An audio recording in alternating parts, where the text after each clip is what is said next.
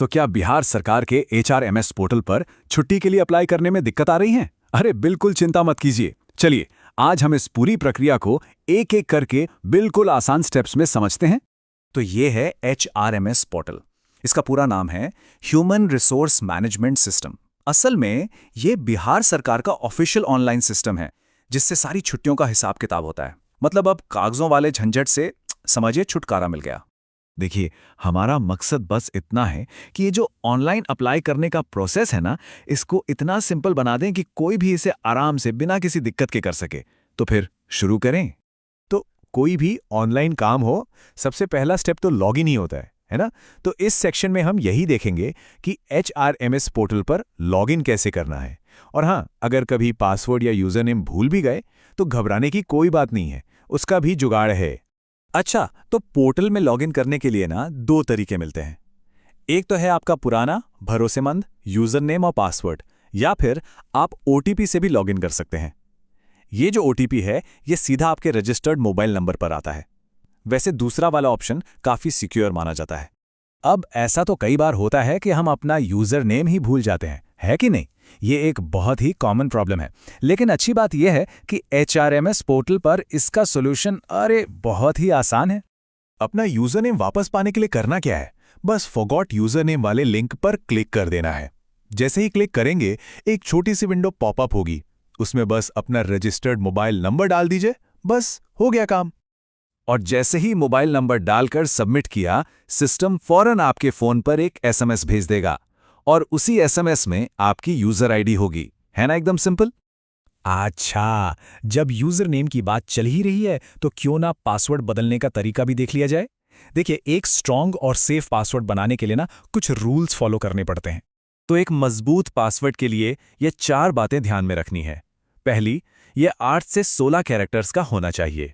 दूसरी, इसमें कम से कम एक स्पेशल कैरेक्टर हो, जैसे @ हैश या $। तीसरी, कम से कम एक नंबर, मतलब 0 से 9 के बीच। और चौथी, एक बड़ा और एक छोटा अक्षर भी होना जरूरी है। तो लॉगिन हो गया? क्या बात है। अब आते हैं असली मुद्दे पर कि छुट्टी वाले एप्लीकेशन फॉर्म तक पहुंचना कैसे है। लॉगिन करते ही जो डैशबोर्ड दिखेगा ना, उसमें दाईं तरफ देखिए, वहां एक सेल्फ सर्विस का ऑप्शन मिलेगा। आपकी सारी पर्सनल सर्विसेज वो सब यहीं से एक्सेस होती हैं। सेल्फ सर्विस पे जैसे ही क्लिक करेंगे, एक मेन्यू खुल जाएगा। अब उस मेन्यू में बस लीव रिक्वेस्ट को ढूंढना है और उस पर क्लिक कर देना है। बहुत बढ़िया। लीजिए, अब हम आ गए हैं लीव एप्लीकेशन फॉर्म पर। अब इसके हर एक सेक्शन को जरा ध्यान से देखते हैं ताकि कोई गड़बड़ ना हो। तो इस फॉर्म में सबसे पहले तो ये चुनना है कि छुट्टी कौन सी चाहिए, मतलब लीव का टाइप।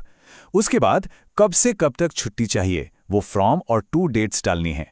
और हाँ, ये भी बताना है कि छुट्टी सुबह से है या दोपहर से। अब यहाँ एक प्रीफिक्स डेट का फील्ड है जो शायद थोड़ा कंफ्यूजिंग लगे। इसका मतलब बड़ा सिंपल है। अगर आपकी छुट्टी शुरू होने से ठीक पहले कोई सरकारी छुट्टी पड़ रही है तो बस उसकी डिटेल यहाँ डालनी है। और देखिए, इस सिस्टम की एक बहुत अच्छी बात क्या है कि जैसे ही आप डेट्स डालते हैं ना, टोटल कितने दिन हुए ये अपने आप कैलकुलेट कर लेता है। इससे गलती होने का चांस ही खत्म हो जाता है। तो फॉर्म भर गया। चलिए, अब इसे जमा करने का टाइम है।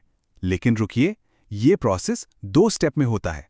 पहला स्टेप है एप्लीकेशन को ड्राफ्ट में सेव करना। तो सबमिट करने के लिए सबसे पहले सेव एज ड्राफ्ट वाले बटन पर क्लिक करना है।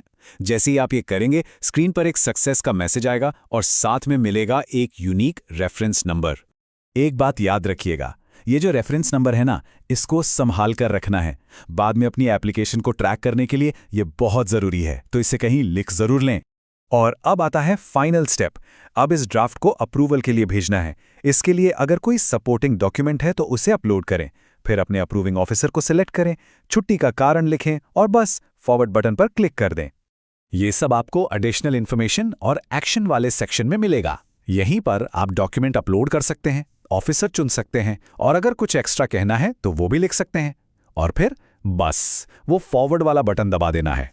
चलिए, तो अब एक काम करते हैं, पूरी प्रक्रिया को ना एक बार फटाफट से दोहरा लेते हैं ताकि सब कुछ दिमाग में बैठ जाए। तो पूरे प्रोसेस को इन 5 आसान स्टेप्स में याद रख सकते हैं। पहला, लॉगिन करें। दूसरा, सेल्फ सर्विस में जाकर लीव रिक्वेस्ट पर जाएं। तीसरा, फॉर्म भरें। चौथा, ड्राफ्ट सेव करें और रेफरेंस नंबर नोट कर लें। और पांचवा और आखिरी, डॉक्यूमेंट्स के साथ उसे अप्रूवल के लिए फॉरवर्ड कर दें। तो उम्मीद है कि इस जानकारी से काफ़ी मदद मिली होगी और अब छुट्टी के लिए अप्लाई करना आसान लगेगा। जाते जाते एक सवाल, अगली बार किस और डिजिटल प्रोसेस को इसी तरह से आसान बनाया जाना चाहिए? सोचिएगा ज़रूर।